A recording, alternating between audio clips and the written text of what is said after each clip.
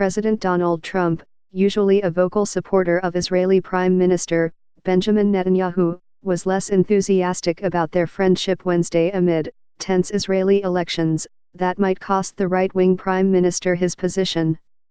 When asked by reporters in Los Angeles whether he has spoken to Netanyahu since the Tuesday election began, the president said, "I have not. Our relationship is with Israel," he stressed, adding that he's following the election results he said are coming in and it's very close.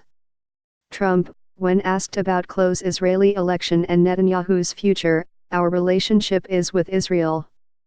Jim Acosta, at Acosta, September 18, 2019. While Trump's comments are not a direct revocation of support for Netanyahu, they were unusually distant. Both leaders tend to show unwavering support for each other. Netanyahu, the longest-serving prime minister in Israel's history, is struggling to keep hold of his political power under the right-wing Likud party in the race against centrist challenger Benny Gantz, Netanyahu's former military chief of staff who now leads the rival Blue and White Party. More than 95% of the votes were counted as of Wednesday, according to the Times of Israel, and have left the two candidates deadlocked in the country's second election of the year after Netanyahu failed to form a government coalition in the aftermath of April's election.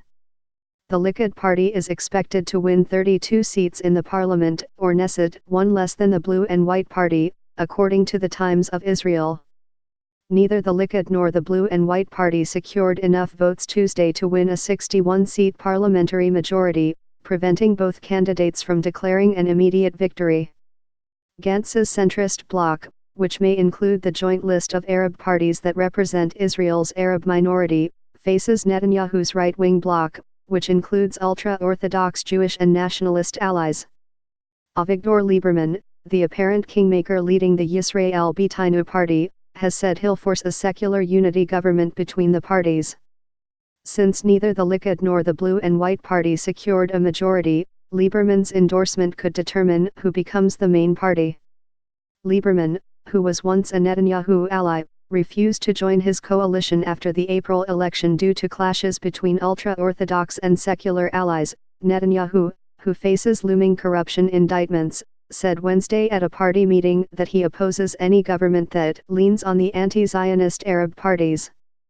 pic.twitter.com/rhqeekdcypr Benjamin Netanyahu, at Netanyahu, September 18, 2019. An anonymous official in Netanyahu's office told the Associated Press that the Prime Minister will not attend this year's United Nations General Assembly in New York. The cancellation means he will not meet with Trump, who tweeted over the weekend that he was looking forward to discussing with Netanyahu a mutual defense treaty between the United States and Israel.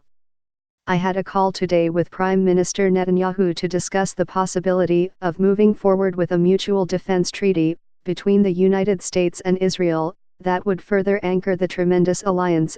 Donald J. Trump, at Real Donald Trump, September 14, 2019. Netanyahu, who has been compared to Trump for his far-right rhetoric and scandals, touted his relationship to the U.S. president in his nationalist re-election campaign. The Times of Israel reports that the prime minister put up billboards of himself and Trump across the country to display his diplomatic ties. Netanyahu also said over the weekend that Trump endorsed him, adding that the Jewish state has never had a greater friend in the White House. Love HuffPost? Become a founding member of HuffPost Plus today. Thank you, my dear friend President at Real Donald Trump. The Jewish state has never had a greater friend in the White House. I look forward to our meeting at the UN to advance a historic defense treaty between the United States and Israel. Benjamin Netanyahu, at Netanyahu, September 14, 2019. This article originally appeared on HuffPost.